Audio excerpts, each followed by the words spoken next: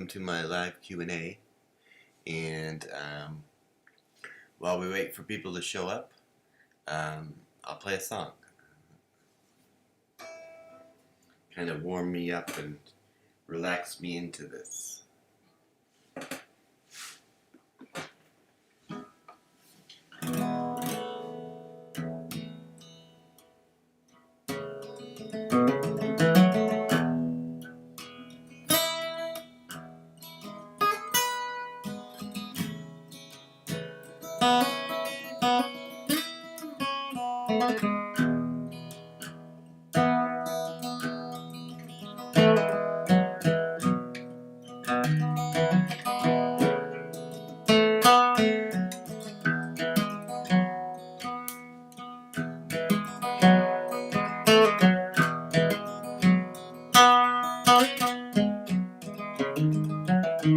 Always knew I was looking, never thought I'd find what would make me whole. Never spent much time, and now there's something new I'm feeling here. Something good I wanna make mine. She don't need to, but she still tries.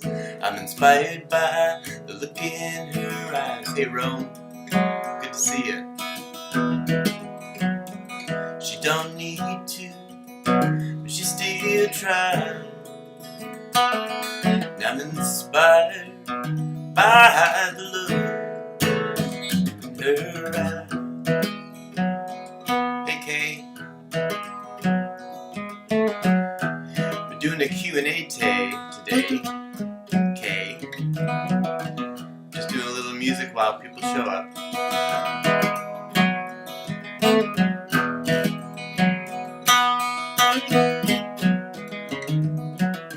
I've always been the quiet one. There's been nothing to say. My mind keeps on racing with thoughts of her all day. And now there's something new I'm feeling here. Something good, I wanna make it stay.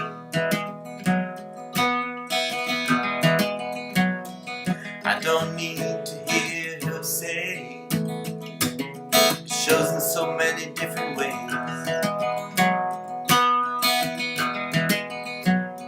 She don't need to, but she still tries. And I'm inspired by the look in her eyes.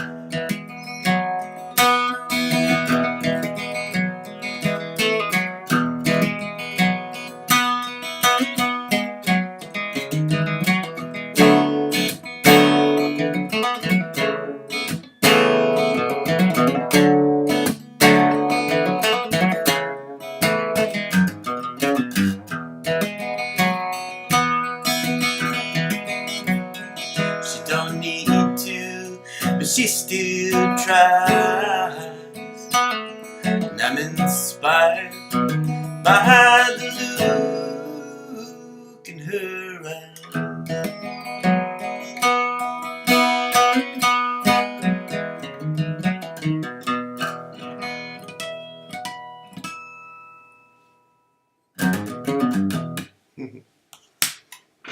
Beedle-dee-dee-dee-doo. Thanks everybody for joining me on my live here. It's been a while since I've gone live, and I really missed going live, but I've been kind of busy. Doing a lot of different stuff. Vlogging is one of them, and I just checked in with the vlog before going live here, and I'll check in again. Today has been a pretty good day. The last couple of days I've gotten some good sleep, and which is unusual for me, and usually when I get sleep it comes with pain. I wake up with a lot of pain, but I got some sleep and I woke up in a lot of pain. Then the next day I got some sleep and I woke up and I wasn't in pain, and last night I got some good sleep and I'm not really in pain today, so I'm feeling pretty good. It was really easy for me to work my way up the safe and social ladder, the emotional ladder up to safe and social. So it's been a pretty good day. I got out for a couple walks today. I did some work sessions, got a lot of work done. Um, I have, as many of you know, I have this thing called the Book of Many Things. And I get the name from Dungeons and Dragons. There's this thing in Dungeons and Dragons called the Deck of Many Things. It's probably the craziest item in the game. And so I thought this was where I'm keeping everything in my life in this book. And so I called this the Book of Many Things. And you can see I like to decorate it. Mainly that's just because I like to, I know this is the front. The front with the stickers. Hey, Eric. Eric used to give me laptops and say, don't put it all the stickers on it. So this is my Book of Many Things. And I've had this one. I started it in 2000. I started it 3 years ago. And what I do is my brain gets really loud, and with all of the things that I need to do, I want to do, and hope to do, and all my projects and artistic things, my music, my social work, getting my life together, all the plans that I have, it's too much for my brain, and I get overwhelmed. And so I got one of these books. I went through several different types of journals. If you can see right here, there's a whole shelf of journals, and they got used like a little bit just to help me get through, and then I stopped using them. But this journal I found really was helpful. It's a bullet journal. It's really tough. I duct taped the end of it just a couple months ago because I was really treating it rough. But it's lasted me 3 years of traveling in my backpack all over the country and stuff. And you can see I just put my thoughts in here. I put my all the things that I need to do. I do drawing. I write my songs in here, and it just keeps my whole life. And it's kind of like people's laptops, but this is my laptop, and I can refer back to all my ideas and whatnot. So I filled this one up after 3 years, and there's a reason why I'm telling you all this. So I got a new one. And oh my goodness, Jose! Okay, I gotta get to Jose. But this is my new one. And I'm structuring it a little differently, where I have my schedule and all the things that I'm working on separated. And so this is a tool that I use in my recovery, and I found that this specific journal has really helped me. The way it's designed, the way it's tough and can handle my lifestyle, and the bullets, it has, where a regular page has like 20 something lines, this has like 50, and so I can fit a lot in here, and I can really freeform think through here. And now I have become a Amazon affiliate for these journals, these specific journals, because I was looking for something that I use in my recovery every single day that I really think is something that I really believe in. And this specific journal, everybody who knows me knows that I always have my Book of Many Things. It's helped me so much. So if you want to support this program and in this channel, and you need a new journal, there's a link in the description below. That if you buy a journal, it will help support this program through Amazon. So that's why I'm talking about this. Now, Jose, who's Nix from Patreon, this guitar is working beautifully now, and I don't know, I can't thank you enough. But yeah, I just want to give you a big hug. I don't know how comfortable you feel in me talking about, but Nick's donated a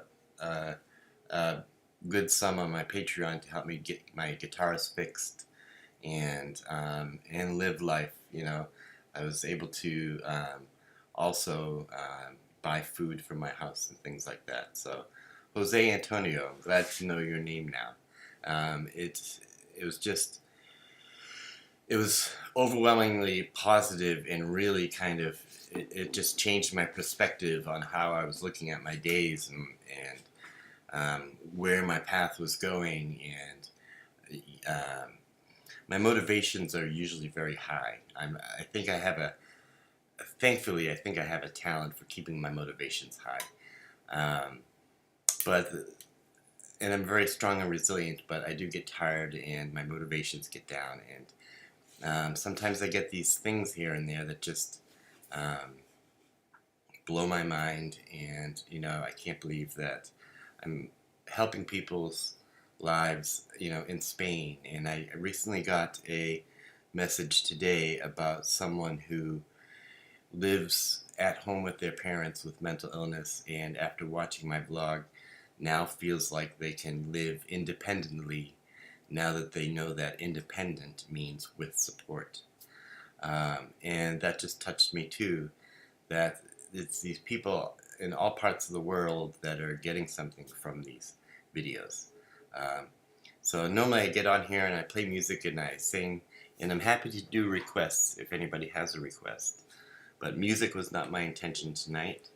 And I'm happy to do a Q&A, answer any questions that people have on my Patreon.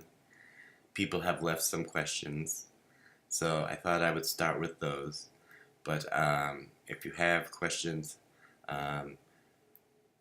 just put them in the chat, and they'll pop up here on the screen. Again, I want to say hi to everyone that's come in so far. Where is my chat here? Rome, good to see you. Kay, good to see you. Eric is a friend of mine since 1986, 87. Eric, actually, I want to get in touch with you because I'm writing a book and I would really love your input and your perspective. So this guitar does mean a lot to me, Jose, and I want to treat it well. And I was so impressed when you wrote me and you knew what kind of guitar I had. I didn't know if they had Guild outside of the U.S. But I guess I've recently learned that Guild was bought by Yamaha. So I've recently applied to be a Guild performer, sponsored by the Guild Guitar Company as a sponsored guitarist. And fingers crossed on that. Hoping will become a Guild guitar player. Megan, great to see you. Big hugs. Eric, good to see you. I hope you had a good time in New Hampshire. I missed kind of going up there, but things have just been kind of so crazy here lately, all in a very positive way. So let me take a sip of my coffee. I've never talked so much in my life. Oh, that tastes so good. Has anybody seen the movie Wicked? I saw it over the weekend and it was really good. Stephanie T, hello, I'm a new viewer.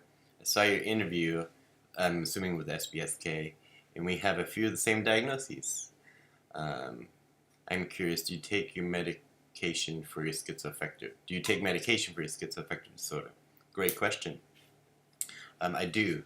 I used to take for about 10 years. I'm about 15 to 17 years since my diagnosis, and as you know, probably know that when you first get your diagnosis, it takes a little while to find the correct cocktail. But the correct cocktail for me, I got about 5 years in. It included several mood stabilizers, antidepressants, and antipsychotic. About 4 years ago, I worked with my psychiatrist to see what medications I could remove, and remove them and replace them with coping skills and daily routines and things like that. I felt like I was doing a good job at adjusting my moods on my own. So we slowly got rid of all my medications. It took about a year of just trying to wean off each one by one and checking the results. And I found that I was able to manage my mood without mood stabilizers and antidepressants. I just have to stay very vigilant on it. And if you look at this past week's vlog, it's really about I focus on how I'm vigilant on managing my mood without mood stabilizers. I still take an antipsychotic called perfenazine, and a pretty hefty dose. And I found that when I dropped off of perfenazine, I had a really hard time keeping my grip on reality. And so I'm content in knowing that I will probably take perfenazine for the rest of my life. Psychosis and schizophrenia is not something that generally gets better. Sometimes it can get worse over time. So I'll probably take antipsychotics for the rest of my life. I'm okay with that, and my kidneys are okay with that, because I was kind of worried about my kidneys taking all these mood stabilizers, antidepressants, and stuff as well. Because I also take 4 different heart medications. I've had heart attacks in the past, and I have stents in my heart, and so I take a lot of medications for that. Okay, whoa, we got a whole bunch of people here. I'm trying to look back. Making dinner. Okay, I looked too far back. Jose, I'm so happy you're happy too, because I'm that. Yeah. When I was with my girlfriend when I got your text, and I put my phone down. I jumped up and I danced around in circles, and then I sat back down giggling, and my girlfriend was like, "What is wrong with you?" And so yeah, that was really nice. Okay, I'm scrolling back too far. Stephanie, okay. Damn, that's cool. I hope they pick you. Yeah, for Guild, I hope they do. But again, they're owned by Yamaha now, so I think my application is probably one among thousands, and I'm not really a noted performer, as probably some other people are.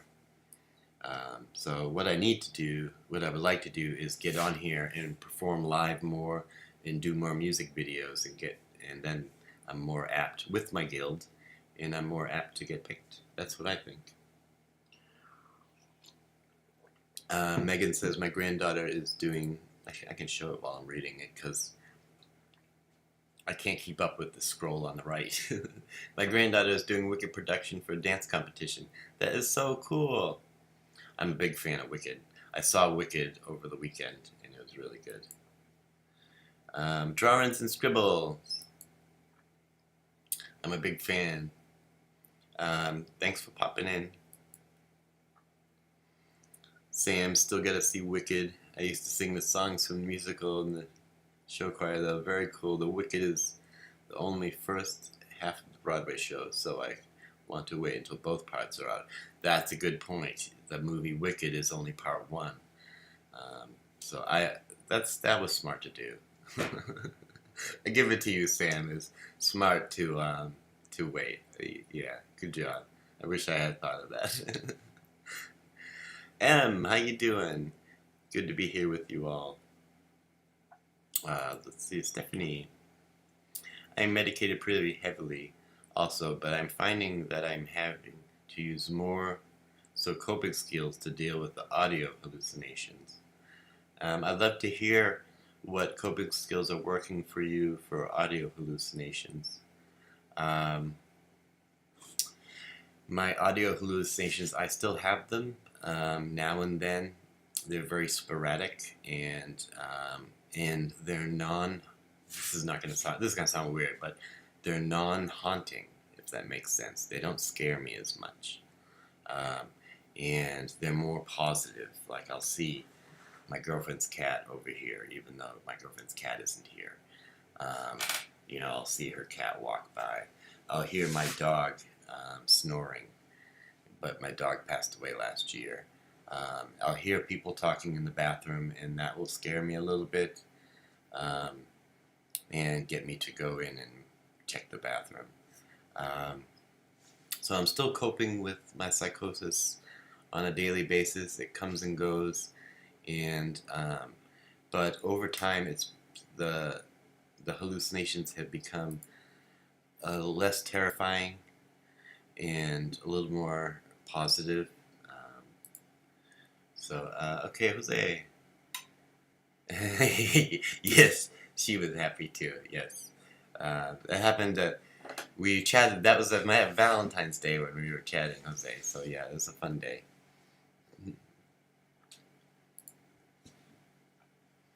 Getting a good audience and community behind you will improve your success on being picked. This community has been great, and I remember telling.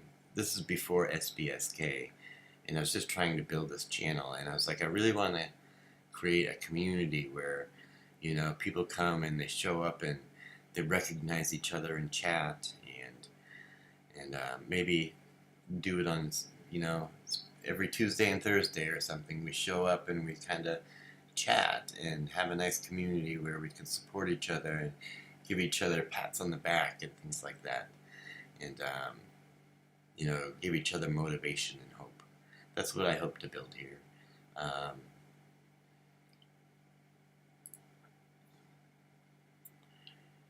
Your videos about routines truly help me focus on sticking to my own routines. It helps so much to keep me moving forward. My routines did not come overnight. If you look at day one of my vlog, year one, I didn't have much of a routine. And I started this vlog, and I thought, I really need to get my routine in order if I'm going to start showing people what my routine's like, And so the vlog really helped me with that and kind of held me accountable. Because I'm going to create this vlog to show my routines, then my routines need to be in order, and I want to do them consistently and try to be the person that I want to be, and put a lot of effort towards that. But the routines were really trial and error. I first was like, okay, I'm going to wake up every day at 9.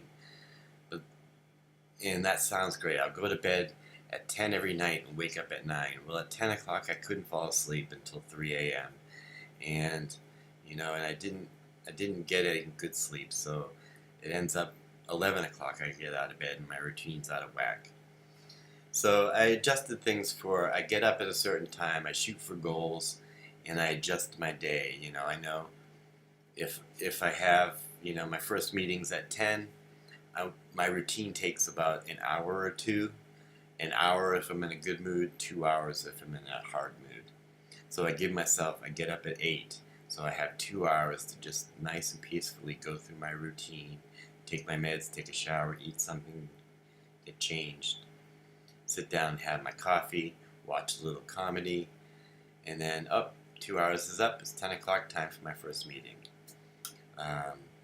So it didn't start that way. If you watch my vlog from beginning to now, which I do because, to be honest, I like to go back and watch year one of my vlog because it helps me spend time with Okami. I like to watch videos of me and Okami. It doesn't make me sad, it just makes me happy to see her. I think I left my stove on. I'm going to check that real quick. Because it's making noise. Oh, that's my coffee maker. Okay. I wish I had some sort of snack. Some chocolate or something. That would be nice. Drawings and scribbles. Oh, your name is Terry. Very nice. Hi, Terry. Been meaning to formally introduce myself.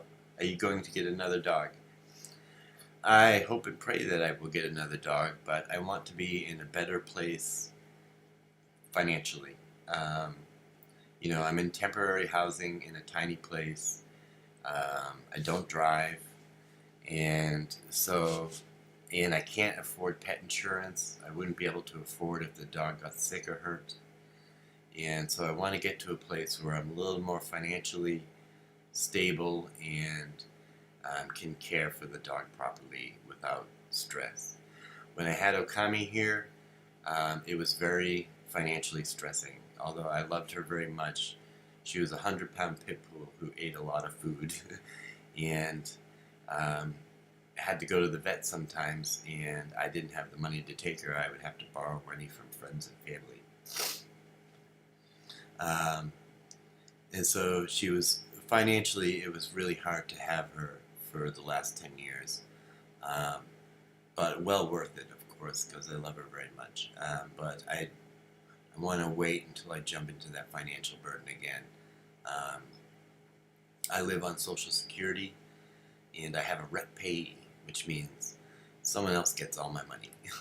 And thankfully, it's my sister, who's a loving sister and very trustworthy and supportive. She helps me pay my bills, and she divvies out my allowance of what's left over to every week, so I can buy household things and transportation. But it doesn't. I'm not. And then like the money I make from Patreon and things, I really try to.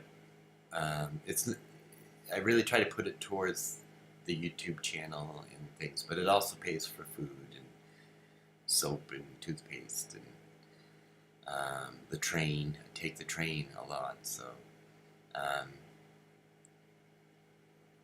I don't know, maybe a year or two, I think, before I get another dog. I want to be living in a better place, and somehow I want to get off Social Security and have my own income. And that's if they don't take away Social Security, you know. But it has always been my goal to get off Social Security and find my own neurodivergent way to make an income. And I would be very proud of myself if I can do that. And I am on my way. So my YouTube channel is monetized, so it took me a long time to get here. And yeah, it's just a little bit here and there. I'm not getting thousands of views. I'm getting 100 views, but it's been a really fun journey, and I think that's what it's all about for me.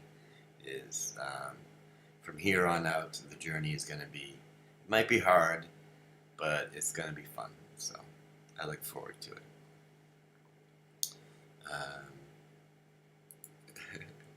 Go check it. I don't know what to check. Insomnia. I see insomnia here. I also have questions that Maya and Sam left on my Patreon. I'll be going into those, soon as well. This has been really fun. I've been enjoying this. The insomnia thing sure is rough. I love how you work around it and bend your routines accordingly. Thanks. Insomnia, man. My friends know that. My two biggest mountains that I'm climbing right now is I am not. We kind of laugh about it. It's kind of dark to laugh about, but we laugh that two things that you need in life is you need sleep and you need to eat. And I'm really bad at both of those two things. I'm not good at sleeping and I'm not good at eating. So, yeah, I don't get a lot of sleep, and it can be very frustrating. And my friends have been wonderful supports to just. There's not a lot they can do, but just get out of my way to help me get some sleep, and they've been really nice in doing that. So, because sometimes, generally after 3 days without sleep, everything else is lesser priority. Sleep is the number one priority, and my mind is generally not thinking right, so all I'm thinking is get home and get into bed.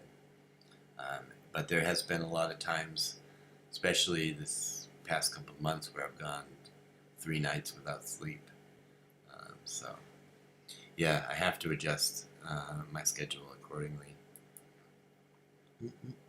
I'm usually too anxious to leave comments, but I enjoy popping into these live streams to say hi. You're nice folks around here. Thanks so much, Sam. I really appreciate your comments and the ones that you leave on Patreon as well. They're very thoughtful in the messages that you write, so I appreciate it. Love to Okami.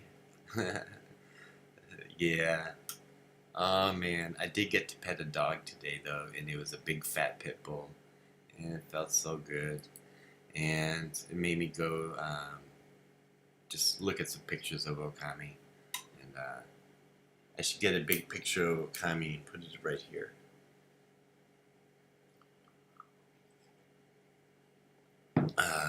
Oh, okay, where was I? I have a sweet spirit. You'll be blessed with another great pup. Pit bulls are the best. It's responsible to wait for the right time. Thank you. Thank you for, what's the word? Um, you feel the same way I feel about waiting for the right time. Makes me feel better. There is a word for that. You probably are saying it out loud right now, but I can't think of it. So, yeah. And thank you for thinking I have a sweet spirit. It's really nice. I'm glad your sister helps you, Kev. We can't do everything alone. Step by step, slow is smooth, smooth is fast. Ooh, I like that. My sister is great, and I'm the youngest of 8, and she is the second youngest. She's only a year older than me. My son, who is now 26 years old, well, he'll be 26 in May, so he's 25. When we moved here from Alaska 15 years ago now, and my son was about 7, and he moved in with my sister and the same sister, and she became kind of a mom to him, and her husband became a dad to him, and and I would visit on the weekends because I was trying to recover from all that I had been through.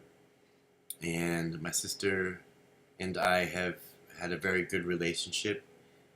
She is very understanding, and she does something that I wish every advocate would do at times, is that there are times when she doesn't understand. I mean, there are times when she realizes she doesn't understand, but she still accepts how I'm feeling. And that can be a hard thing to do. So she's been a wonderful support for me, and she has taught me a lot about money. When she first became my rep payee, I was really bad with money, and very impulsive, didn't know how to save, and she would slowly give me $20 every other day, and I would have to make it last, and then we worked up to $100 a week, and that's for everything to live on, all your food, all your transportation, all your household supplies, and so it wasn't a lot, and a lot of it went towards cigarettes and weed at the time, and I was living in a homeless shelter, and we've slowly increased we've been able to increase what I get every week, and take some money and put it into savings, and then take some money and put it into like emergency funds, and then another thing where we put it into birthday and Christmas funds. So when these things come up now, I'm not flat broke, and that's something that my brain just does not comprehend, is how to do that. So she has been a great help, not just in doing it for me, but teaching me how to do it. And I'm a very slow learner. She's been very patient. So, okay, moving on to the next question. My dad got a new dog recently. I'm so excited because it means I can visit him and love on the dogs. Yeah, that's so great. There is a dog in this building named Dynamite, and he's kind of like Okami's build. He's short, squat, and fat, but he's a brindle fur. And whenever he sees me, his tail wags, and he comes over and give him scrunches, and he's a barker. So as soon as you step away, he goes, rah, rah, rah, rah, and people get scared of him, but I know he's just excited. So I'm happy your dad got a dog and that you get to spend time with him. Did you end up walking to the ocean today? We finally had a break in the weather today too, after such a long cold spell. I did not get up to the ocean today, and I actually, you're now reminding me that was one of my goals. It's a little dark now. But I did work sessions today with my friends, and then after the work sessions, that would have been my walking time, and I did go for a walk. I walked up to the post office because they keep saying these packages. I ordered a bunch of clothes online from Temu, and I'm learning that Temu is not a good place to order from. I've had 4 items that cannot seem to be delivered, and I am trying to get refunds, and I went up to the post office to see if they were there because they said they keep trying to deliver them. So that was my walk. I didn't make it to the ocean. I made it halfway to the ocean, to the post office. I got a little frustrated, although the man at the post office was very polite. And I just came home kind of like, I'm never going to see these clothes. So I did get out for a walk, but not to the ocean. During the summer, the spring and the summer, I'm going to be at the ocean all the time. I'll probably be doing lives from the ocean. This summer, I want to do a lot of live streams where I walk around Boston and visit, places and things like that. And just, I think it will be fun, and I want to have fun. Okay. Let's see. Take a sip from my thing. And then we'll go over here and look at some questions that we have on Jim Bloggins. Some questions that we have on people wrote on Patreon too. We're a half hour in. Let's see. We got some new messages too. I'm a neurotypical person. I know that what your sister does, accepting you and trying to understand, is difficult to do. It shows a great deal of empathy, respect, and patience. Glad you have her. I am very glad I have her too. She has, growing up, when I was a kid, she was kind of my protector, and there was a lot of trouble I didn't get into because of her. And she was a good big sister, and she played that role really well, and she still does. And she's been a great role model for my son, and we've had a really good relationship. I am not, admittedly, I know you all think I'm a nice guy, but I am not the easiest person to be in a relationship with because I'm not always in touch with reality. And nowadays I'm a lot better at keeping those things to myself, but I used to not be. I used to all of a sudden think everyone was out to get me, and I would write emails and angry emails, and I really made it hard for my supporters at times. I don't do that so much anymore, and it took a lot of slowly gaining self-awareness and discipline in order to not throw up all my emotions onto my support team. And I had to learn a lot and to do that, but I really value my inner circle. It takes time, I think, to cultivate an inner circle of people with whom you have trust, and finding those people that have the empathy and someone that says, I don't understand what you're going through, but I'll sit here with you through it, and I love you anyways, that means a lot to me, rather than say, oh, I totally understand what you're going through, when you know that's not true.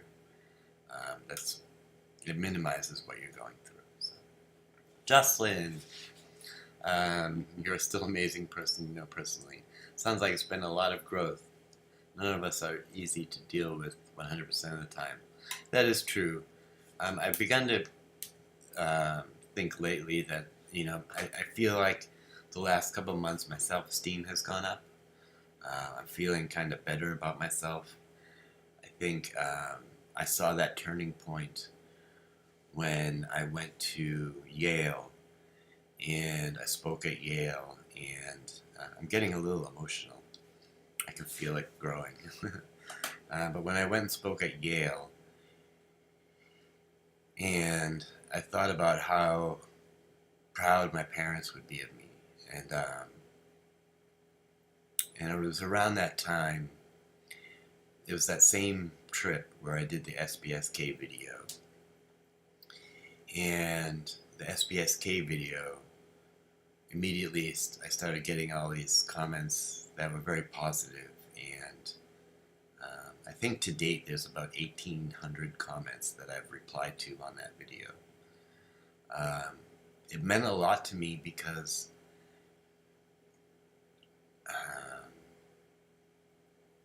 I often have a hard time seeing myself as a positive person. And my brain gives me messages that I'm not. And it not only does it give me messages that I'm not a good person, it provides me with all the evidence throughout my life that I'm not a good person. And I don't have anything to back that up with, you know. And all of a sudden, I have all these people leaving comments who have just heard my life story and tell me I'm a good person and things like that. And so I've been getting a lot of really positive messages the last few months, and I think it has helped my self-esteem. And the people around me that I keep close to me really help my self-esteem as well. I don't know if I was answering a question or not.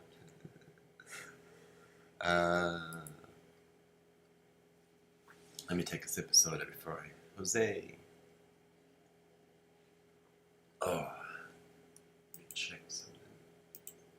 Make sure I'm not forgetting anything.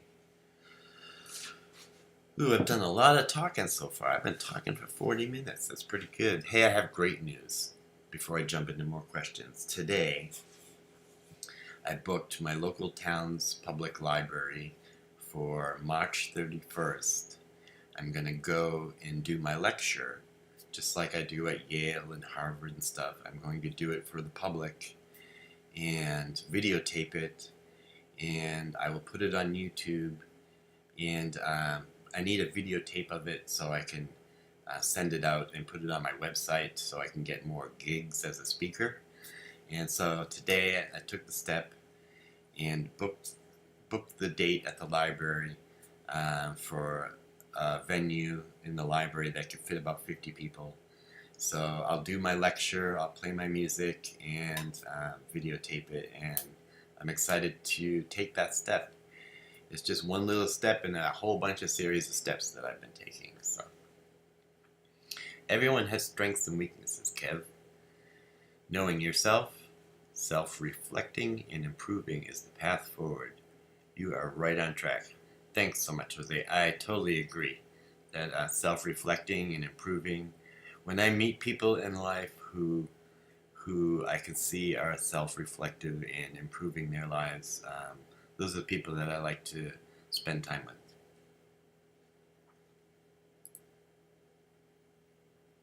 My first appointment, in my first appointment with my therapist, she finished my sentence. I'd like not to annoy your partner constantly. Reality isn't always where I live either. That is very funny too. Having a therapist finish your sentence. Wow, Jim, that's a bold thing for your therapist to say. Hello, Pia. It's good to see you. Yeah, thank you for stopping by. What a great plan, a library lecture to record and put out there. Yeah, that was I actually did it pre-COVID. I had this plan to do that as well, and that's how long I've been working on this, on becoming a lecturer, is I did book the library pre-COVID, but nobody showed up. But at the time, I wasn't known for giving talks. Nobody knew who I was, even in my little town here. And so now that people in my town know who I am, and I've made it a point to be out there, hopefully more people will come, and that'll be great. Ba-da-da-da-da-da, you are a good person. It comes through clearly. not perfect, but none of us are even the healthiest of us. Yes, I agree. Progress, not perfection. That's what I strive for. And I try to enjoy the journey. That's what I keep telling myself. My brain wants to get to the destination, but I'm trying to enjoy the journey. And I've been trying to work on my faith, and just have faith that it's hard to articulate. I get worried and anxious that things are not going to be okay, and I'm not going to achieve my goals. And I'm trying to have faith that my path is well guided. That's the best I can articulate it, is that it's well guided. I'm so happy to finally catch you live. Hi, Ivory. Hello there. Thank you for everything you do. Nice to meet you. I like your name, Ivory. Hey, I'm late, but I hope you're having a good time. Hey, Anna. I hope you mean late to the live. But if not, congratulations. Jocelyn, that's the moment I knew I was in the right therapist's office. That's funny. Okay, I think I reached the end there. Humor. I use humor in my life every day. It's late now in Spain. I have to be a responsible adult and sleep. Love tuning in. Lots of lovely comments. Good night, Jose. Thanks for all that you do, and your continued support, and your support to everybody in here as well. It's wonderful having you here. I just have to click all the little lives. So we have some questions here on Patreon. If you want to know about my Patreon does not specifically cost money. You can go and become a member on my Patreon down in the description below, and it's free. I try to make it economically equal for everybody. There are a lot of people's Patreons that I would love to join, but I can't afford the $1 a month. Right now, everything on my Patreon is free. If you want to sign up,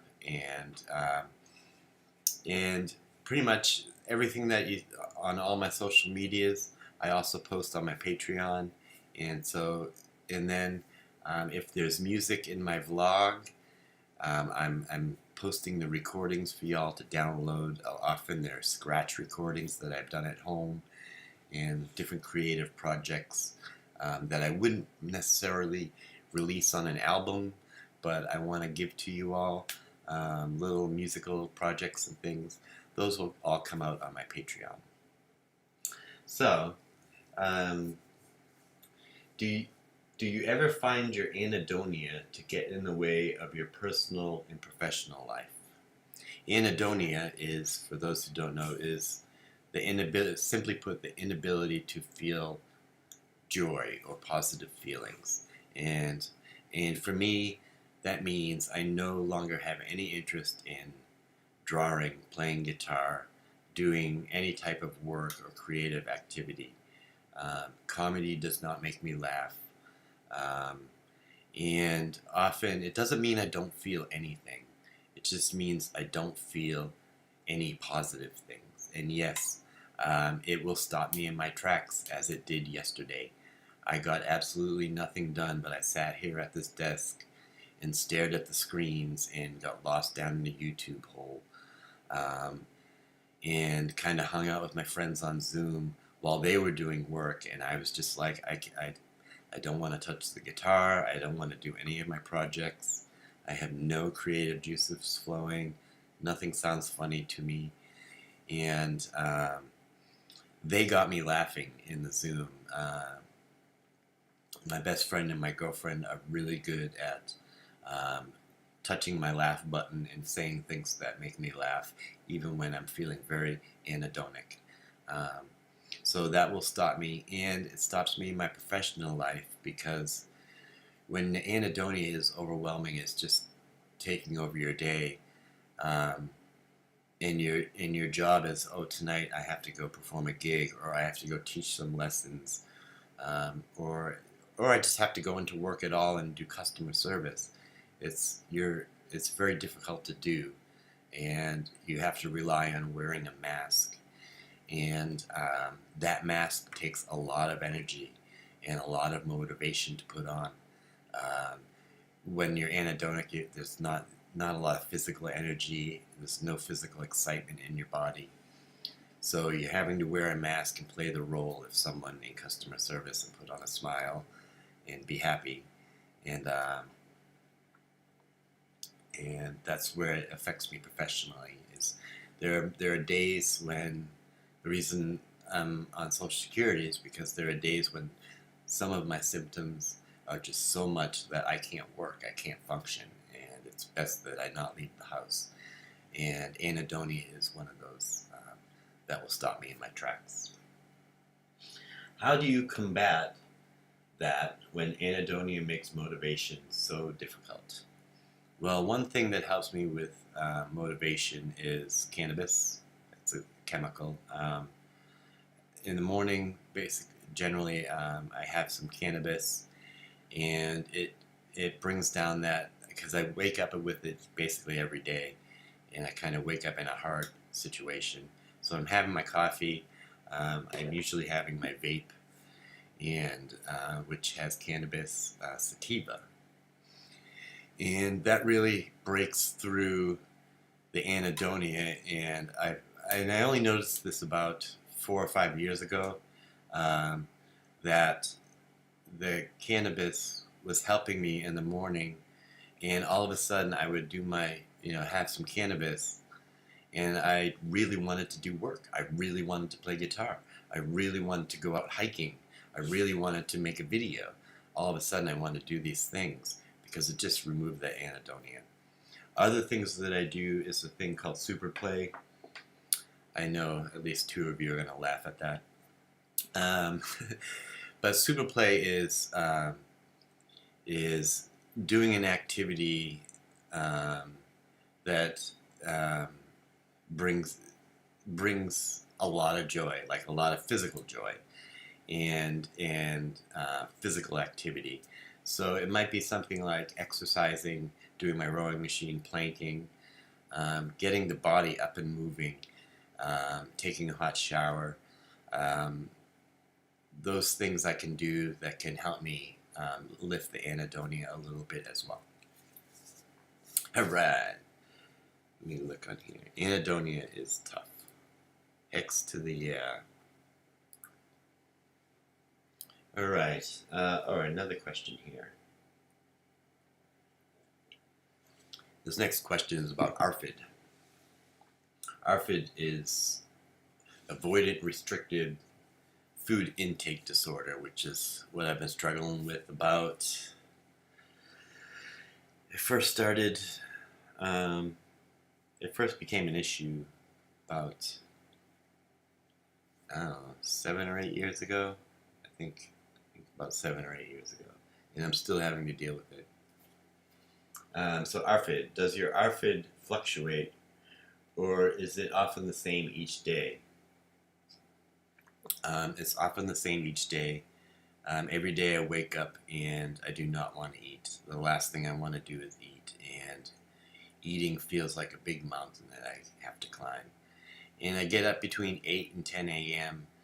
and sometimes it'll take me till 2, 4, 6 p.m. before I will eat anything.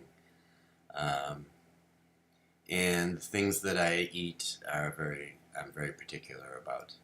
But I am working. I'm going to make a video about my ARFID and what it is, how I got it, how I developed it, where I'm at with it now, and talk about what I'm doing to recover from it. So that is one of my missions this week, and I'm actually going to be working on that tomorrow.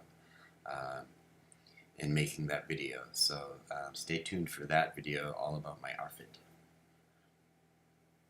And are some days and foods easier than others to eat? Yes, I can always eat chocolate. um, Milkshakes are really easy for me to eat. Dairy is easy for me to eat. Oatmeal I can eat in the morning as long as I have milk and milk with it. There are some things I can generally eat. Potatoes, I eat 1 to 3 potatoes a day at the moment, just because they're cheap, they're easy to cook, and they're easy for me to eat. So, and then sometimes like fast food, I can do like a cheeseburger or a chicken sandwich from McDonald's, something like that. Anything. There's a lot of things that I can't eat. Cooked vegetables I can't eat. And there's a lot of textures that I can't eat. So yeah. You mentioned being a peer specialist. What does that mean? That's a great question, and I actually got an email about that as well from someone outside the United States. A peer specialist, at least here in the United States, is someone who has lived experience with a mental illness disorder and is in recovery from that disorder and has been educated and certified in that education, in mental health education. So it's someone who works as like a mental health counselor, and you work on different mental health teams, outreach teams, clinical teams. You work as part of that, but you are someone who has been there and been through it and can advocate for the client. You're there, basically you kind of go out for coffee, you don't give advice, you use your own, you basically do what I'm doing here is, I try not to give advice, you just, I relay my own experience and what I've seen work. And hopefully it works for you, and not everything is going to work for you.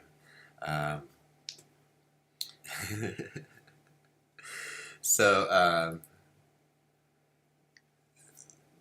a peer specialist, you can get a job as a full-time job. It's an entry-level position. In Boston, it pays about $12 to $15 an hour. And you, if you have lived experience in a diagnosis, you go through this training, you take this long test, you get certified, and then you can go get a job. Cooking is one of my super plays too, Kay. Love to see it.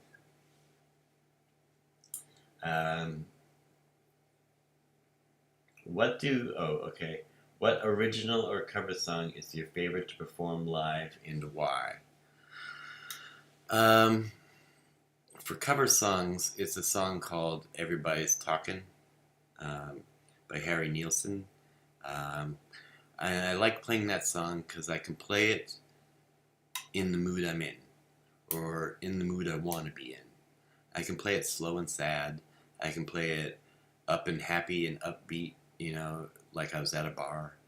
Or I can play it folky, or I can play it country. I can do it a little bluesy. I can finger pick it, I can strum it. And the words mean a lot to me. Everybody's talking at me, can't hear a word they're saying, only the echoes of my mind. People stop and stare, and I can't see their faces, only the shadows of their eyes. And it takes me to my happy place. I'm going where the sun keeps shining through the pouring rain.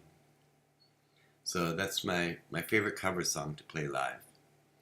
My favorite of my originals to play live? That's a tough one. I would have to say Inspired. Because I originally wrote the music as a musical exercise for my fingers, and my brain enjoys hearing it over and over.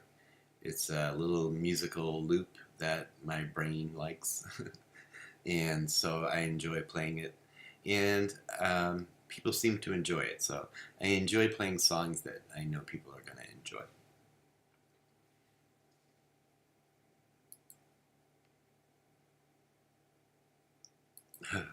Oh, okay. Now I'm seeing this. Kayla says cooking has become my super play, believe it or not. Stephanie says music is a lifesaver for sure. And then Jocelyn said cooking is one of her super plays too. Super play is an activity that just brings you joy, and it's really super fulfilling, and in the moment, it gets you in the moment, and that's what I do with my super play. Is it takes me out of the world and puts me in the moment, at least for a moment. It gets me out of all that shit, you know. Let's see.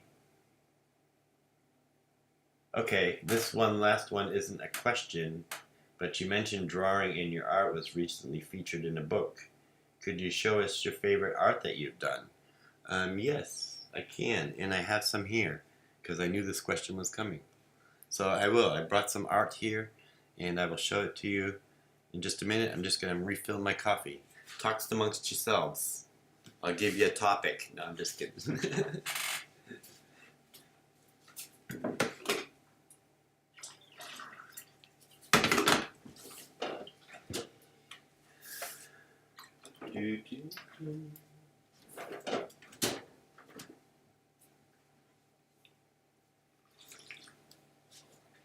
So yes, I'm kind of excited to show my art. I haven't been doing much art. I haven't been doing much art on my YouTube channel, and I used to do a lot. If you look under my shorts on my page, you'll see that there's a lot of my live time-lapsed art. So I could show some of that here too. I like this. Love the video of you and Kayla playing cards. Y'all are so fun. Yeah, that was a lot of fun. The weather today has been really nice. It's been warm and sunny, so I'm really happy about that. So I have some art here. These first 4 pieces were hanging at the library at the Bedford VA for the last 6 months or so. No, the last year. They've been hanging at the Bedford Library in frames, and I just got them back, and because they've been replaced by 5 other portraits that I did. So this first one we'll look at here. They're all curled up, but this was I did this outdoors. There's actually a YouTube short of me doing this live, and it's just in the woods by my house, just a tree, and yeah, I was mainly going for a composition. If you can see the Z pattern, and yeah, and I was going for balance and stuff. So yeah, I have all my art is available for sale on artpal.com. But also, if you see something that you like, you can just ask me. What's this? This is a blank page.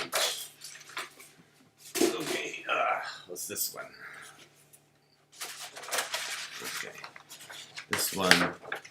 It's kind of hard to see on this, but this is a drawing that I used to draw a lot, and I came up with this image during art therapy, and when I was drawing shadow people, and we were talking about the shadow people that I see and where that imagery may have come from, and I drew an image that looked like this, and initially we thought it was someone standing in a doorway. The doctor thought it was someone standing in a doorway looking out to a bright future. And it's like, what? And it's like, no, that's a bedroom doorway and someone coming in.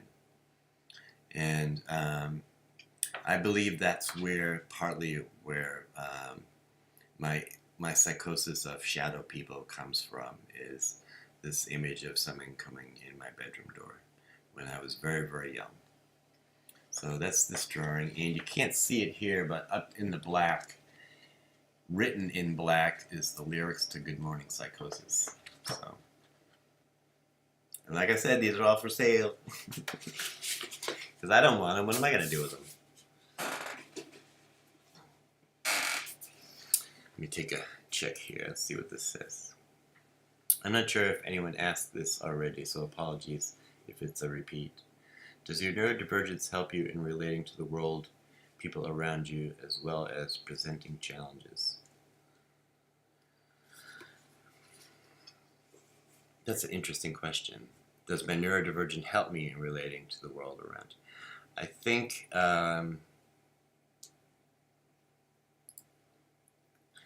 because of my neurodivergence, it helps in such a way where I feel like it has made me more empathetic and sensitive to those around me, and it has helped in that way. It has also hurt in that way, where us sensitive people can be taken advantage of very easily, and so my neurodivergence has been a help, where I've been able to relate to people that maybe I otherwise would not have been able to relate to, but it has also hurt where it's been taken advantage of in the past. Very cool treescape. Oh, thanks. Your art leaves strong impressions. Thanks for taking the time to answer my questions, Kev. Yeah, you're welcome, Sam. Here's another drawing. Now, you all know I do this song, True Love Will Find You in the End, which is a song by Daniel Johnston. And this is Daniel Johnston. If you watch my vlog, you've probably seen some of these drawings in the intro. So that's Daniel Johnston hugging his guitar. And yeah, I enjoy this one. I would probably keep this one, but if someone wants to buy it, they can buy it, but I'd like to put it in a frame and keep it. But I don't know if it'll match in my next apartment. Okay, now I have this big thing of, I dug out this big thing of my art, and these ones aren't all curled up, so you'll probably be able to see them better. But they're not all great. You know, just like the songs that I write. Some of them are really good, some of them are like, you know, and that's okay.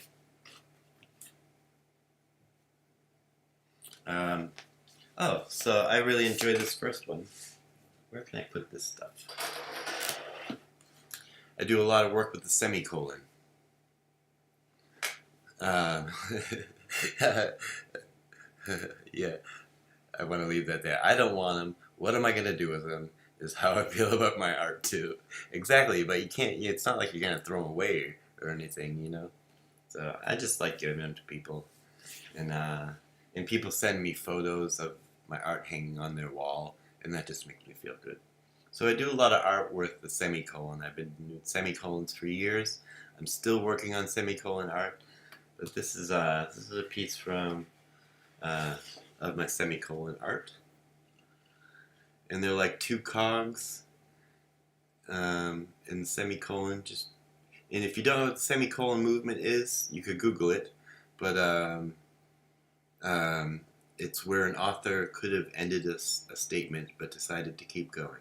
So they use the semicolon as a symbol for suicide awareness. And it means a lot to me. I hope to someday get a semicolon tattoo. So this is my cog one. This is one of my favorite ones, and I really enjoyed it, making it.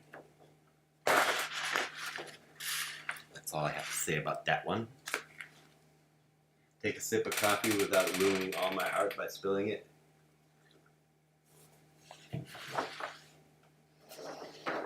Here is a drawing of Mulan, basically.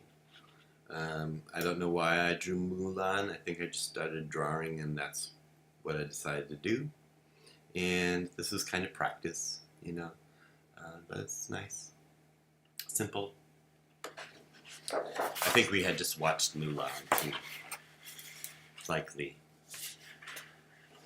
Oh, here is one of my favorite singers, Chris Cornell from Soundgarden. A lot of these, I limit my art time to 2 hours. So a lot of these portraits are what I do in 2 hours, and then I stop. And if someone wants me to touch it up, I will. But you know, if they buy it and they want me to touch it up, but to prevent hypomania, I stop every 2 hours. So, because I really get into it, I put on headphones, I dance around, I do a lot of that stuff. This, let me see what's up. This was an art improv abstraction. So I did this live on my channel back in 22. So somewhere on my channel there is a video of me doing this live. But I was listening to jazz, and I was trying to interpret the feelings I was getting from jazz in this one here. So I don't know if you can see like a trumpet in there and stuff. So I was actually listening to Miles Davis. So that's that one. I like that one.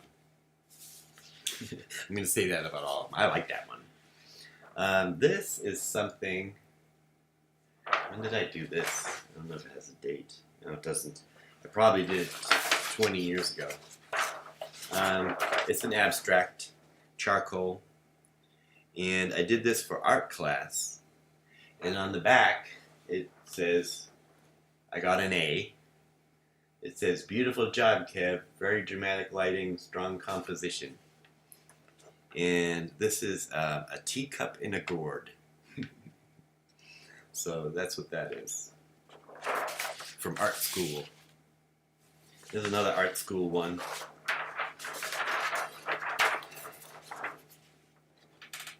And just another charcoal. I got an A- on this one. It says, great work, great resolution of light, and a bunch of other stuff. So yeah, art school. I can't believe I still have them through all I've been through. Okay, this is a dragon, and someone that I feel is bringing some calm and love to the dragon. The dragon is very fierce and very angry, and you can see, but he's bringing some magic and love to him, and some calmness. So that's what that is.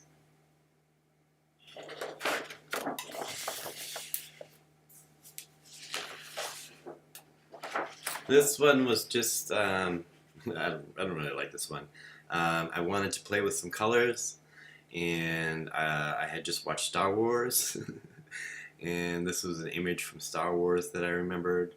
So yeah, I did this. It's oil sticks, and I just felt like smudging oil sticks around. So that's what I did, and yeah.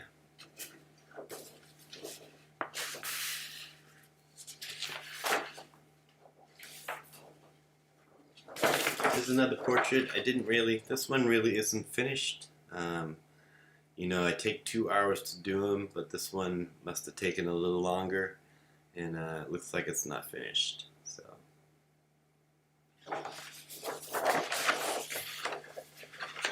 will I ever finish it? I don't know. I would probably start over. Here is an abstract. You can see that there is the angel of death in there. And yeah. Yeah, I'm sorry, yeah, that was Etta James. So this is, it almost looks 3D, doesn't it? So I was working on shading and color and form, and it just so happened that the angel of death came out.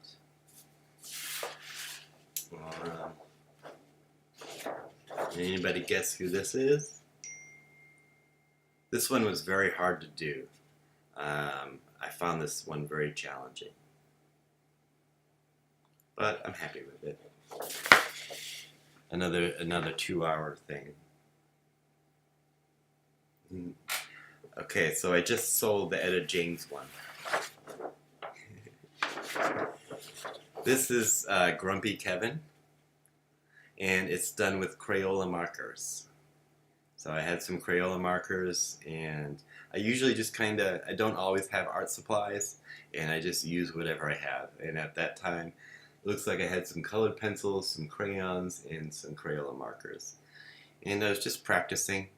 This is kind of a Van Gogh-y type portrait, you know. I really enjoy Van Gogh and his style, and I think we look alike too. So, Billie Holiday. What's this? Modern day Beethoven here. Stevie Wonder. This was really hard to do because the awkward hands. I'm not great at hands, but I enjoy Stevie Wonder. I'm a big fan of Stevie.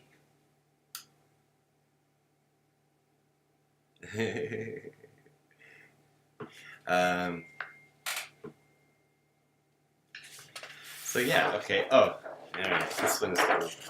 This is Syd Barrett. Syd Barrett is the original singer-guitar player for Pink Floyd back in the 60s. And then he eventually developed some severe mental disorders and had to leave the band.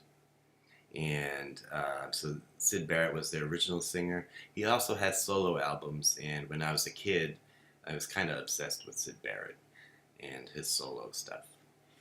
So that's Syd Barrett.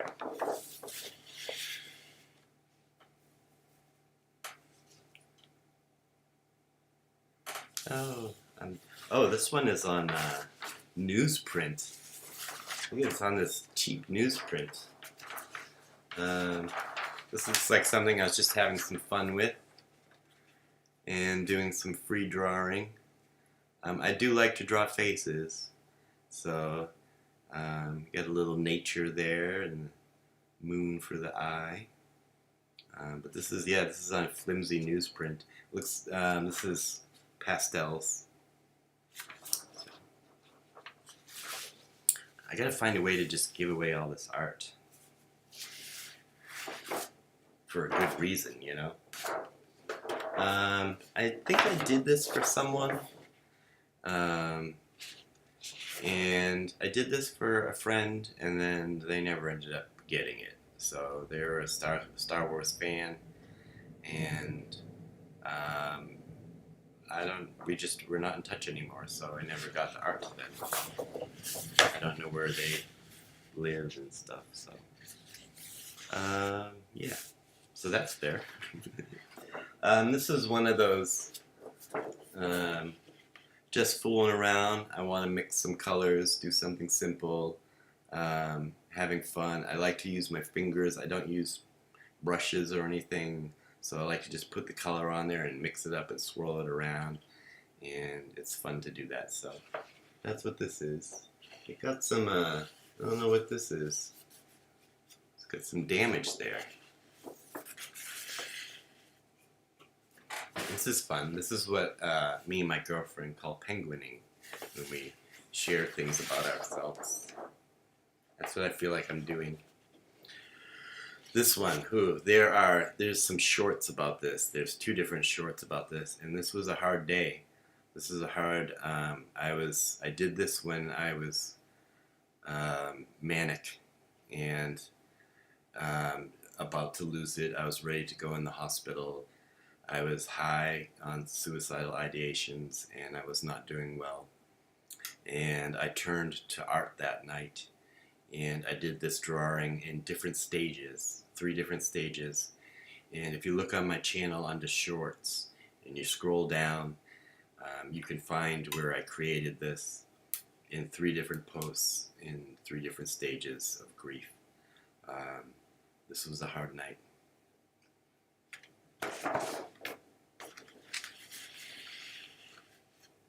thank you everybody for your comments. I'm reading them as they pop out. I know I'm not, I'm almost through all of them, and then I'm going to go back and look at what everybody said. This is one of my first semicolons that I did. This is an oil stick. And it's very improv, where I just, it's the moon and the earth and kind of nature and the oceans and stuff, and the astral sea. And yeah, it's the semicolon. So this is where I just kind of started. I started drawing semicolons.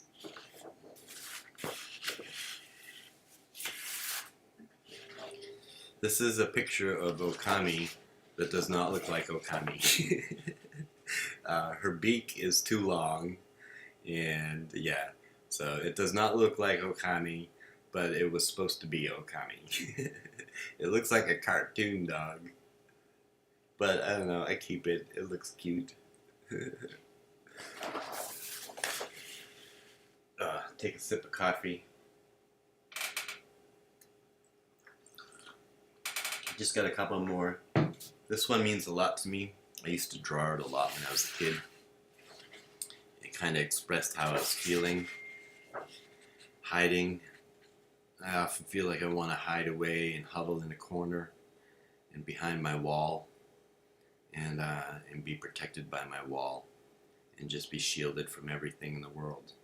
And that's 10-year-old Kevin, just kind of, and it's also 13-year-old Kevin in the psych units, just kind of wishing he could be locked away and safe. So.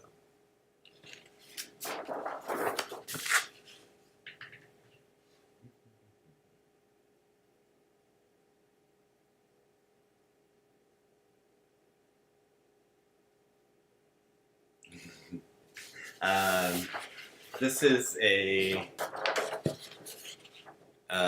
picture of a woman kind of laying over water and grass and kind of like a Mother Nature-y type thing.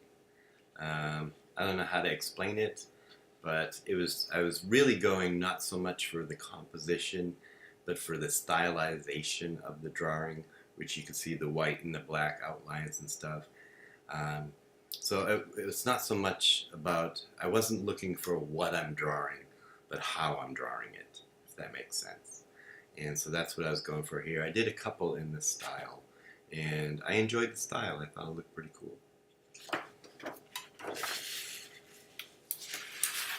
This was a tattoo design that I did for someone, and I don't believe they used it. But I don't normally do tattoo designs for people, but I was doodling one day and this design came up and I thought, why not do it as a piece of art? So it's just a little white dragon.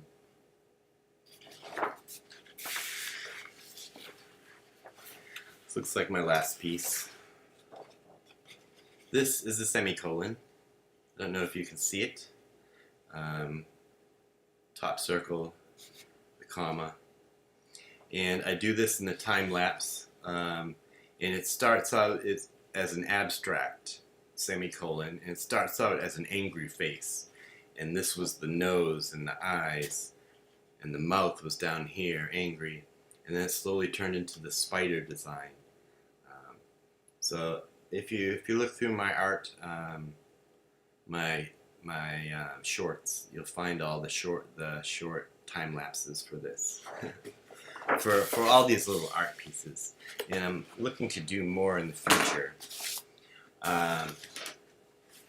That's all my art for now. I also have a sketchbook, but I couldn't find it.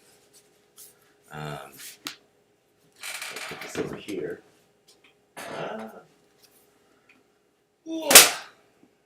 Put you over there. All right. We're doing pretty good here. Let me check through some of the I'm gonna look through some of the chat. Okay, so I'm looking back to Etta James. Yes, you really capture the emotion of her music. Thanks so much. Oftentimes, when I want to do a portrait, I have to rely on, it's really kind of the photographer's art. And I'm really just taking a photographer's photo and doing it in charcoal and adding my own little expression to it.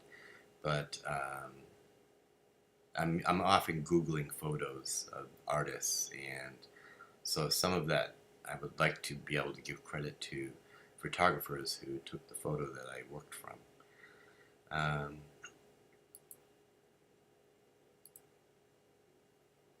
I absolutely love when artists do self-portraits. Me too. I enjoy it. And although I feel weird doing it, I've done a couple self-portraits, and they all turn out to be looking very like a Van Gogh.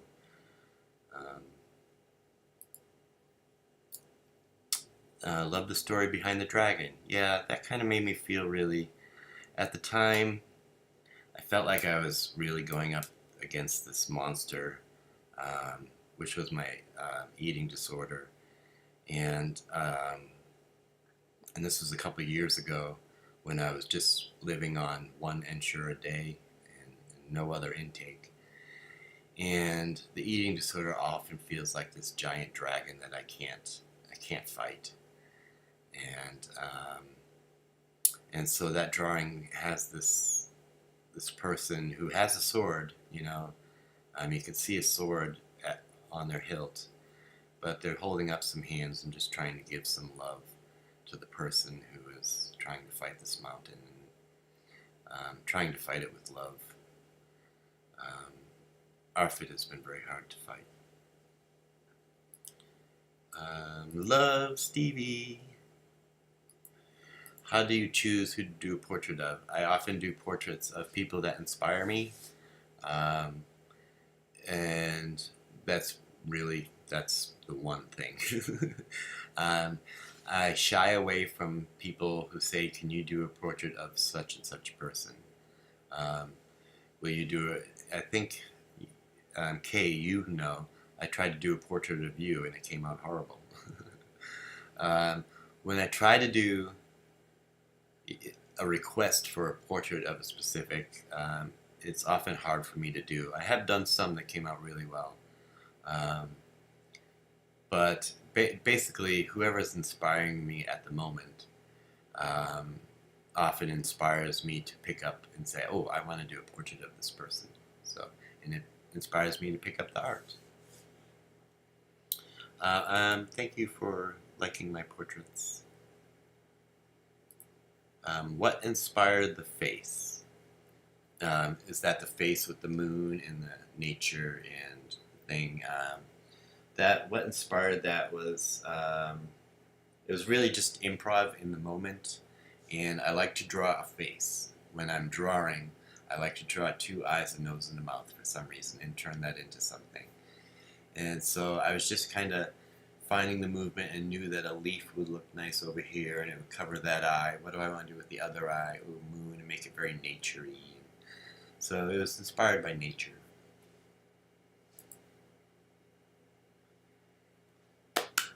Deep in the heart of Texas. Hello from Texas. Leslie, thanks for popping in. Do you identify with Van Gogh? He's my favorite artist. Another kind spirit who struggled. I very much do. When I was in high school, I had taken all the art courses that were offered, and I hadn't, I was still a junior in high school. So my junior year in high school, they offered me the special study art class, and all I had to do all year was work on a report, a thesis about an artist. So I chose Van Gogh, and I wrote a 23-page report on his life and his art, and I really identify with him and what he went through. And in my life today, he lived in a little studio apartment where he did all of his art, and he struggled financially, and he struggled emotionally, and he was a struggling artist and had, emotional struggles with his family and his friends. And I identify with all of that. I live in a little studio apartment and I create my art and I struggle daily. Um, so I do relate to Van Gogh a lot.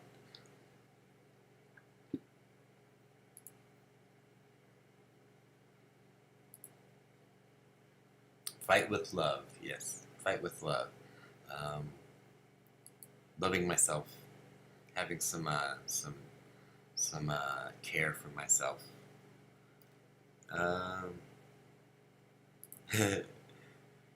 One of my favorite Texas songs, cool. Vincent, yeah, and also Vincent is a great song. I could do Vincent too. I will look to see if we have more questions over here. I think we do. We do. Okay. I've shown the art. Let's see.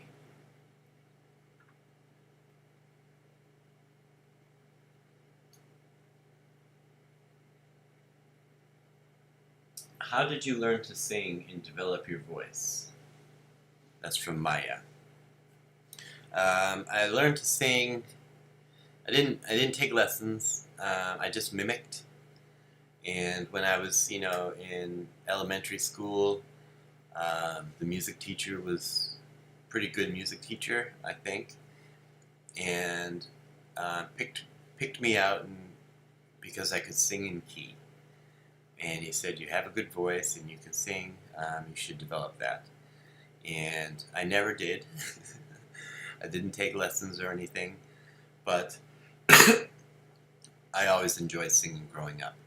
And so when I started playing guitar, I also wanted to sing along with the guitar, and I started mimicking voices like Cat Stevens, Jethro Tull, and David Gilmour from Pink Floyd. Um, those voices in particular, I would try to mimic and sound just like them, and try to stay on key and just teach myself things as I do today. And eventually in high school, I was dating this girl who was an opera singer. And I had a wicked thick Boston accent. I mean, you would not be able to understand me. Um, and so she gave me the advice of losing the accent because no one could understand me. And, and taught me a little bit about breath control, not punctuation, speaking clearly, and pronunciation, and yeah. So that's how my voice just developed. It's just really through mimicking and trying to learn things on my own. Did you ever receive voice? Okay, yes. I have received voice training in recent years. During COVID, I took voice lessons from my voice teacher was named Ruby Rose Fox, and she is a really great performer, originally from the Boston area, and but now I think they're in Nashville or Memphis or something. But they're a wonderful performer, wonderful teacher, and they spent a year with me, teaching me how to sing better, control my voice better, and also perform better, be on stage, and has taught me how to look at the camera and speak, and how to be on camera. A lot of what she taught me was how to be on camera. So, but it was also voice lessons. There are other questions here. I wonder if you've always been.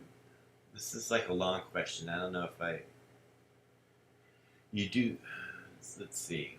Nowadays, you talk about your mood and thoughts and struggles and success and achievements and doubts and hopes and all.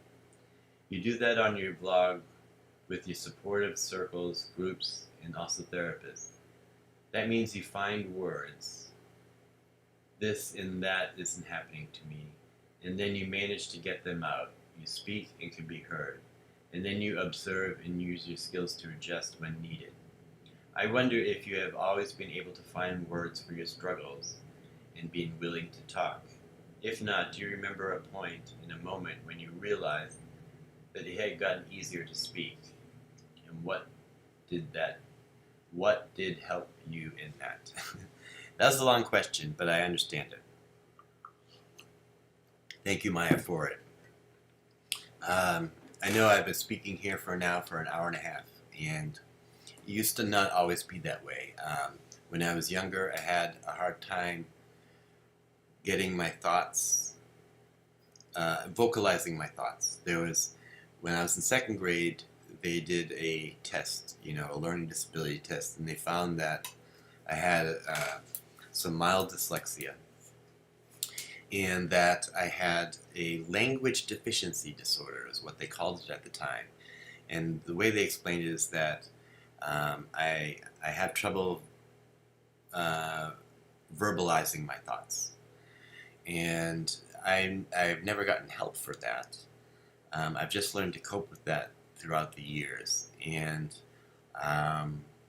so I've always been a very quiet person. And when I go on live here, that's the most I speak, and I'm not a very talky person. When my symptoms are high, even a little bit, it gets a lot more difficult for me to express my thoughts verbally. And when I am manic, I can't speak at all. I become nonverbal. It's just, I can think. My brain is going so fast that I cannot verbalize any words. So I do practice, and I've had years of practice, not lessons and not teaching, but just practice of going out there and doing it, of talking to people and telling my story and talking about these subjects, talking on panels and things where you're just getting questions and giving answers. The only reason I'm able to do that is because I practice at it. Okay, and was there a time, the other part of that question is about talking about mental health, and when I was about 7 years ago, not 7 years ago, or 5 years ago, when I was in the homeless shelter, is when I decided that I was going to start doing online advocacy. And I knew that for me, that meant that I had to put everything out there. If I wanted to do it honestly, I had to be honest about my faults as well as what I'm good at. And I came to that decision when I was homeless. I was listening to a Bob Dylan song, Like a Rolling Stone. And as a homeless person, I felt very invisible, that no one could see me. And I'm taking a path towards where the world can see me. I'm making a decision to show the world who I really am. And at the moment, no one cares, and no one can see me. So I'm listening to the song Like a Rolling Stone. And it says, "You're invisible now. You have no secrets to conceal." And that really hit me. And I was like, that's right. I have no, I have no shame in the things that I've done to survive. I used to have a lot of shame in some of the things that I did, but I'm beyond that now. And I'm happy to admit that I'm not perfect, and I'm far from it. But when I was homeless, I kind of told myself, hey, I'm going to put myself out there, and in an honest way. And I'm hoping that some people will accept the honest me. And those people that accept me as the honest me that I'm putting out there, then those are the people I want to be with. And the people that judge me or troll me, I haven't had a lot of that recently. I used to have a lot of judgment. I've lost a lot of friends. But it's all been worth it. So M says Vincent's my favorite song. Maybe I can do Vincent. Well, I'll do Vincent the next time I do. Remind me next time we do a live where I'm doing music, which will probably be tomorrow. I don't want to do any cover songs on this live, but we'll see. You never say never. I also love Van Gogh. His story is amazing. It is, and his art. I have this wonderful book about him, and it has all of his art. And I enjoy going into the Boston Museum of Fine Arts because they have some Van Gogh pieces and some Gauguin pieces, and I don't know if I say their names right, but who was a contemporary. And I really just stand next to a Van Gogh and think, oh, Van Gogh's brush made those strokes, that I'm looking at, and it's very interesting. You're really good at expressing yourself verbally and describing what you have experienced. Thank you so much, M. As I said, I practice it, and I do a lot of writing, and I used to get very anxious about it. So, brave sir, I have never wanted the world to know me. Well, I am someone who has a history of neglect and abandonment, so it's not surprising that I am kind of out here saying, hey, look at me, here's my story, because it really probably comes from the fact that I went through neglect and abandonment. Had I not gone through the neglect and abandonment, I might just be content keeping my story to myself. Starry Night is my favorite. Yes, okay. I will definitely play that the next time I do a live. Let me see if I have any other questions on here. Feel free to list any questions. I'm just looking on my Patreon.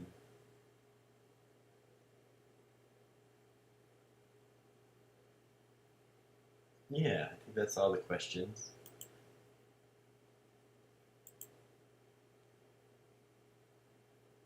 What is this?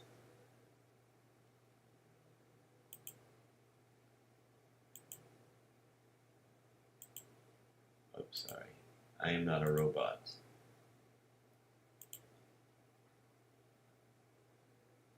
Wait. I just got an update from my art pal. I don't know what it's telling me.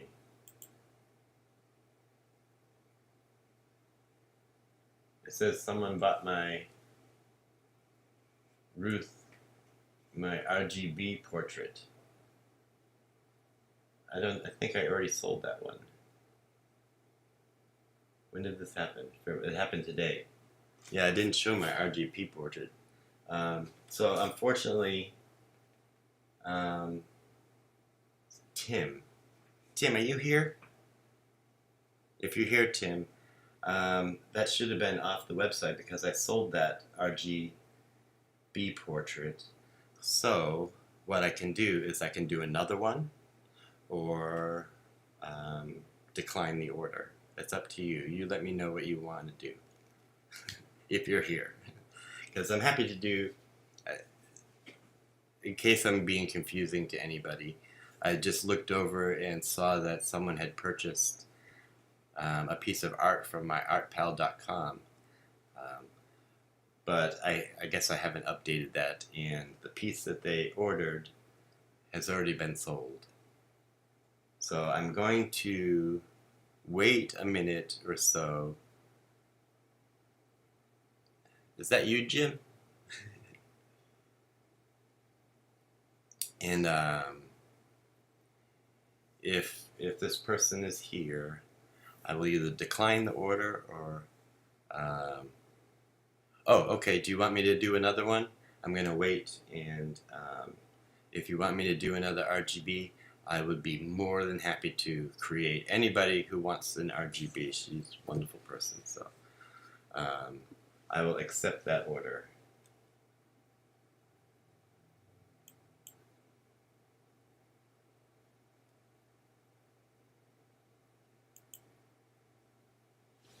Okay, Jim, I think that's you.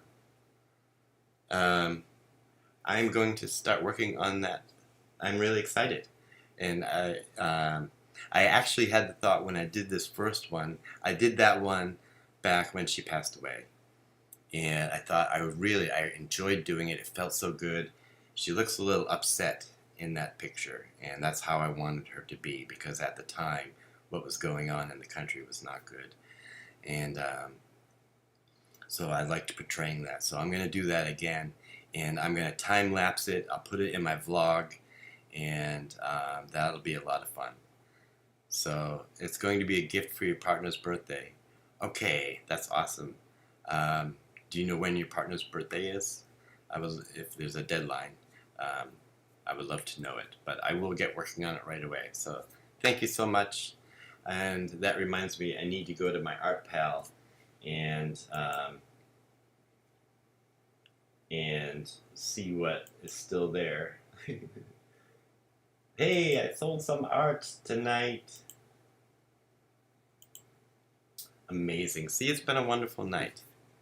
And, you know, I often think back. I often judge where I'm at as my like 14-year-old self. And I'll be like, hey, if you went back and I told your 14-year-old self that you're a musician and you have an album, you sell your art, you broadcast on the internet across the world, and you make movies every week, and I would be, you know, and you live in an art studio, and you have a wonderful community, and I would tell you, you're going to go through a really hard life, but it's going to turn out good, and you're going to have some good things. So July 2nd, I'm going to write that down. Get my calendar book right here. Thank you so much. All right, July 2nd.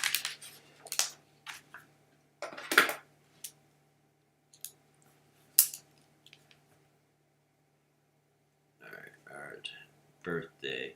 Now, I want to... Oh, it's going to be done.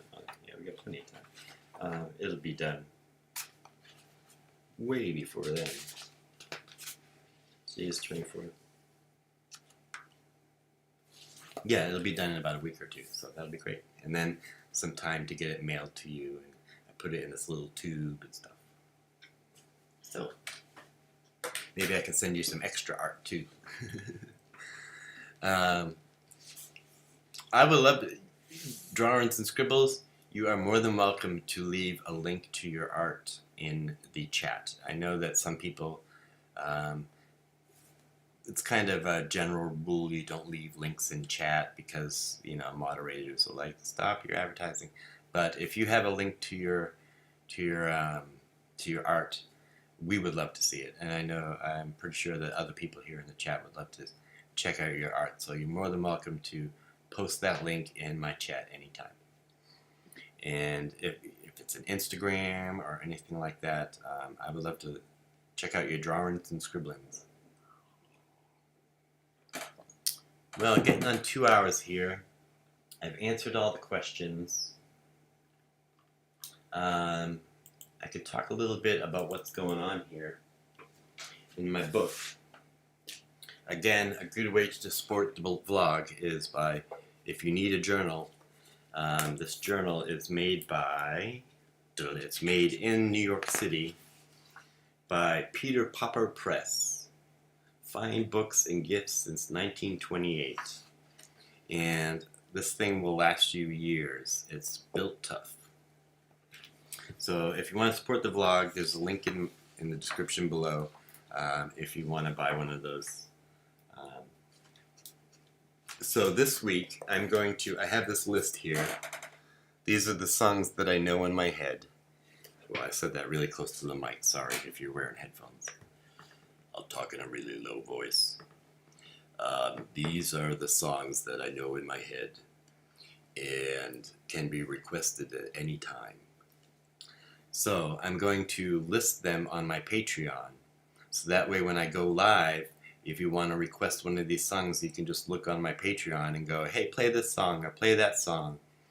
And a lot of you have given me songs to learn, and I've made a list of them on Spotify, and I'm listening to them over and over because I need to know them really good in my head, really well, before I can learn them. That's just something with me. So what I do is I keep a list and I just play them over and over while I'm cleaning and doing stuff. Jim, you left a bunch of songs, and several other people left songs. So I'm listening to them, trying to pick out what songs I'm going to learn, and then I'll add them to this list. So I'm looking forward to that. I would love feedback from people as to like when's a good day to go live and you know, things like that. I was gonna look through this thing real quick and just update you.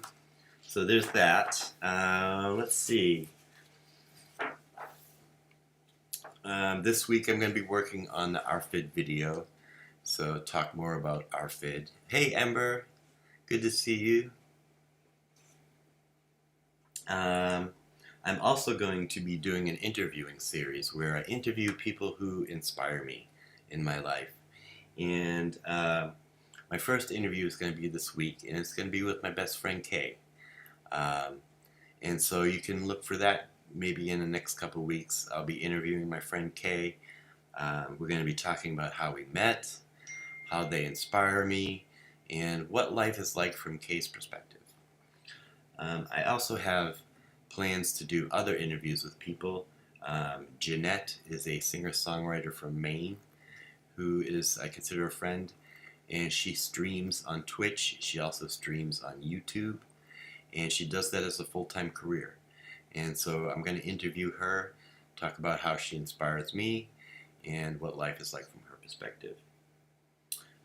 Some other people I'm going to be interviewing is Jocelyn Limmer, who is a singer-songwriter in the Boston area. Ruby Rose Fox, who was the vocal teacher that I talked about a little while ago. Cecilia McGow, who is the founder and CEO of Students with Psychosis. And those of you who are here from SBSK might know Cecilia from her videos on SBSK. She's a good friend. And I'm also going to be viewing Chris Ulmer from SBSK. And then I'm reaching out to possible people. One person is, his name is Eddie Pinheiro, and he's a motivational speaker. He has a YouTube channel, and I listen to his channel a lot to get motivated. And he's from the Boston area, so I thought I would reach out to him. And I want to talk to these people, let them know how they inspire me, talk about what life is like from their perspective. And that's a new video series that I'm hoping to do, get rolling this year. I've been very nervous about doing it, and when I was meeting with Chris from SBSK, he actually said, okay, do you want to interview me now? And I was like, no, I'm not ready. But now I feel ready, and Kay is going to be my first interviewee, because I feel very comfortable with them, and I'm starting with people that I feel comfortable with. Let's see, so I'm also doing my RFID video this week. Let's see, I think that's kind of all I have got going on.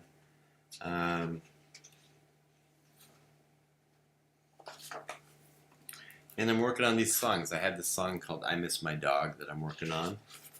I have this song called Lay My Burdens Down.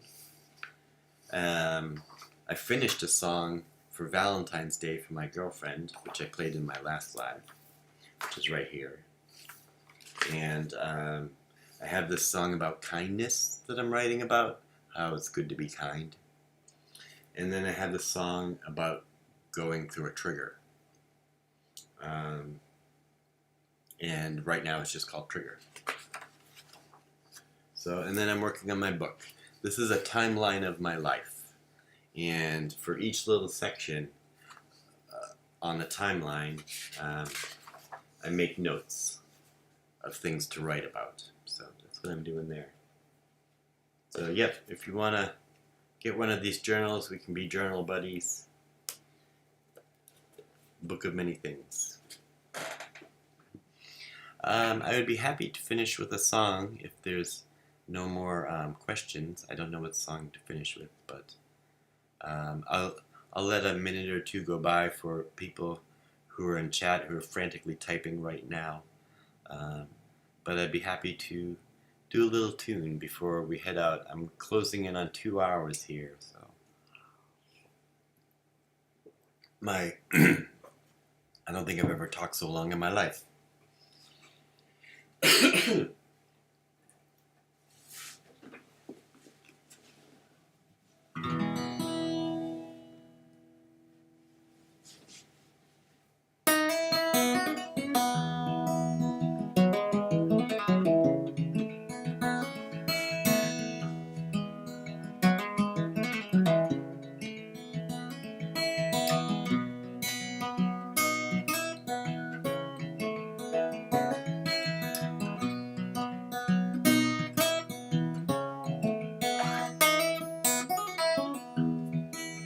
What if she just let him go?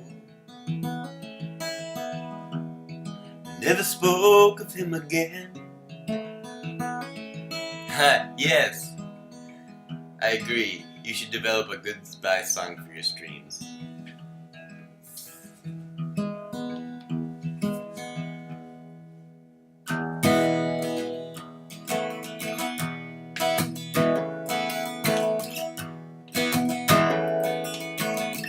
Thank you for joining my stream. My stream. Thank you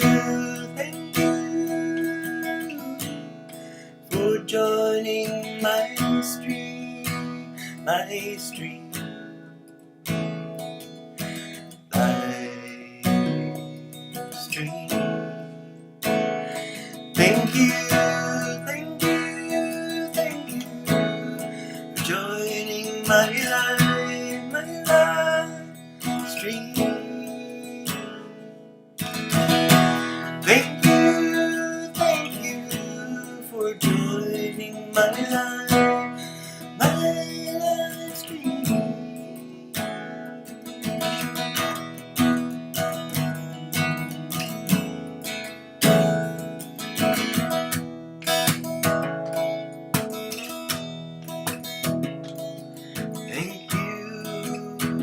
Thank you for joining live stream. Thank you for joining live stream.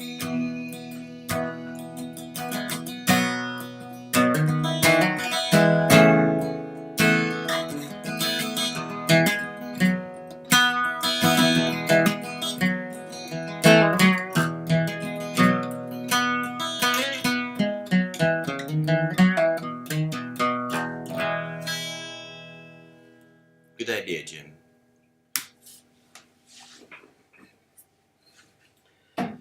Well, thank you for joining my live stream, and it feels awkward ending the live stream while there's 12 people watching. But I don't want to make too much noise, and I'm on a lot of questions, so I kind of just want to go have the rest of my evening. I'll probably do some coffee and comedy, and check in with friends, and have a nice relaxing evening. I hope you all have a good evening. Thank you so much for your questions and your support and your love. And, you know, I know that this is going out to people all over the world.